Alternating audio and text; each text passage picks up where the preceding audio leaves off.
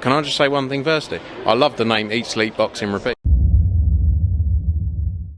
Welcome back to ESBR Boxing's YouTube channel. Delighted as always to be joined by Thomas Gatti. This is a final prediction video for the fight taking place at featherweight this weekend in Madison Square Garden in New York between Bruce Shushu Carrington against Mateus Heita. It's undefeated versus undefeated. Thomas, good to be joined by you as always. We'll go right into it. This is a final prediction video. Give us your final prediction. What are your thoughts on this one? Yeah, I see Bruce Carrington getting another win by stoppage. I think he gets it done about the midway point of the fight. I would say about like 5 or 6.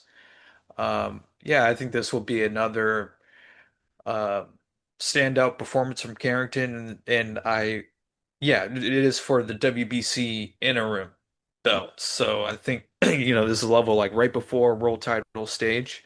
So this will be a chance for him to, like really put on a good performance and make his name. I mean, people who really know boxing know who he is, but it will be a really good opportunity to quote unquote audition for a title shot and or a big fight. So yeah, I see him getting that done successfully, say round 5 or 6. Yeah, I thought, look, I think Matthias Heita, we're not going to pretend to be experts on him here. 14-0, 9 stoppages, hasn't fought out of yeah, has only fought outside of Namibia once. So you kind of have to question the level of opposition he's been up against.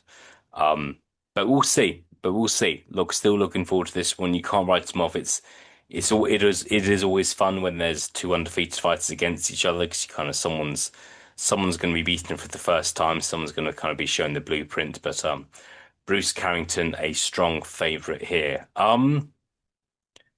As you mentioned, Thomas, for the WBC interim title. He could be fighting Stephen Fulton next, who's the world champion. Would you back um would you back Bruce Carrington to beat Stephen Fulton if the fight were to happen before the end of this year? Yes, I would, just because I think that just based off of the trajectories of their careers, Mm. Stephen Fulton, I mean, he's looked better since the Inoue fight, but I still think that fight did a lot of damage to him. And I think he's still kind of recovering from it. He looked really good in the Figueroa fight, but then again, I don't think Figueroa has looked all that great either. Um, so I don't know how much stock you can really put in that. So yeah, I would favor Carrington to win against Fulton if I had to bet.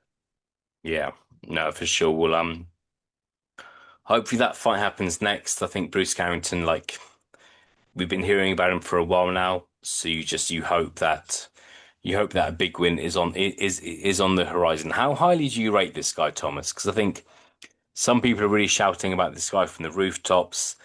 28 years old now, so you'd think this is a big 12 months in his career if he's going to go and be going to go to become a superstar.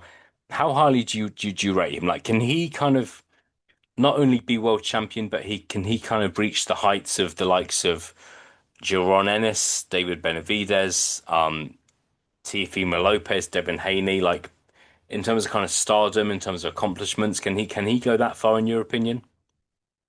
Perhaps, but I think he's got to keep going, or he's got to get going like really Mm, quickly, because he's already 28 years old and really hasn't even had, excuse me, had like a notable opponent. So yeah, he's got to get going and got to get those fights under his belt soon and get at least a legitimate world title. But yeah, he after this fight here against Heita, it's only big fights, only important fights from here on out for him, I think.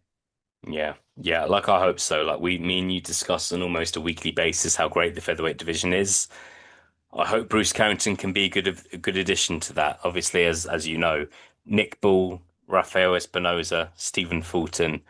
big, impressive names in the division. I want to see how Bruce Carrington gets on against those guys. And he's not a young fighter anymore. He's not.